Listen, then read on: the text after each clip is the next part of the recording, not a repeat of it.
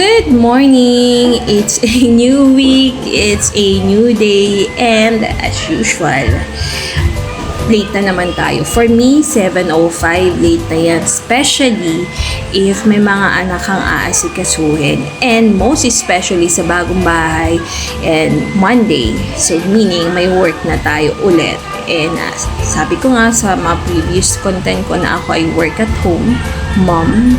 And yung work from home equipments ko talaga dahil hindi ko pa siya na-unpack. Ganun ako katamad ever since nag-start kami dito. Probably because namamahay ako or namamahay pa rin kami.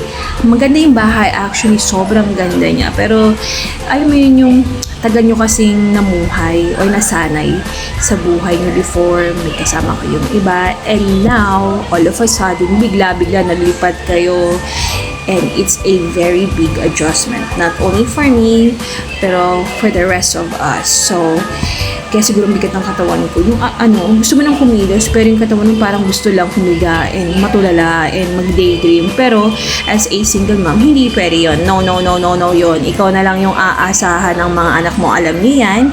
And hindi siya madali. As I've said, hindi siya madali. It's a big adjustment. Pero nasa mo yan, pagdadala. And as a single mom, ikaw yung mag-lead sa mga anak mo kung paano mag-a-adjust and i-accept yung bagong buhay ngayon. And masaya kami sa bagong chapter ng aming buhay ngayon.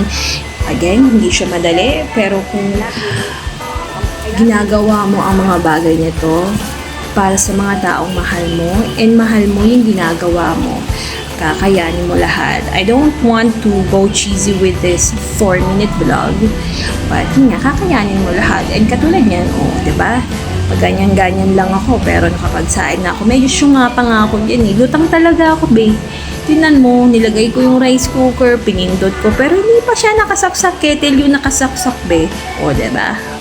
Nakakatawa, Shunga Bells yarn. So, ayan na nga, nakapagsaing na tayo. And all, and ayan, baby bottles naman. And later, we will feed our 1-year-old baby. And the rest will follow na. Actually, hindi pa nga ako nakakapaghinamos man lang diba? Or toothbrush kasi mas inuna ko or lagi kong inuuna yung mga anak ko. I may not be the perfect mom, nanay, pero lahat gagawin ko para sa aking mga anak. And sila yung dahilan kung bakit ginagawa ko din tong content na to.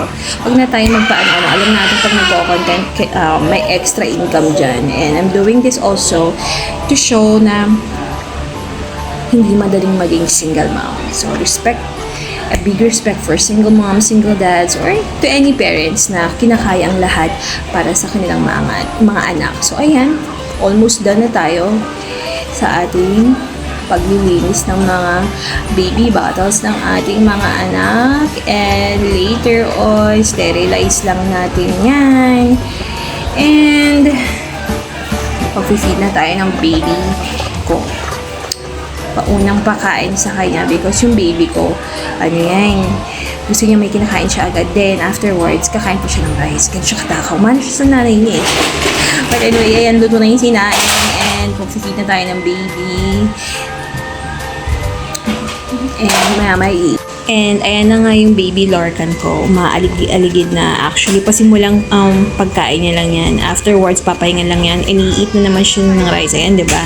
Todo iyak na yan. And yes, every woman deserves a little time for themselves. And kahit anumang skincare yan, huwag mo kakalimutan. Huwag natin kakalimutang alagaan ang ating mga sarili para kasi if papabayaan natin yung sarili natin, paano natin maaalagaan yung iba, diba? So, I deserve a little time for myself kasi wala din namang mag-aalaga sa yung iba, kundi sarili mo lang. Diba? Nakaya ko lahat and napagkasya ko lahat sa 4-minute vlog. And I deserve this second cup of coffee. Bye! Thanks for watching!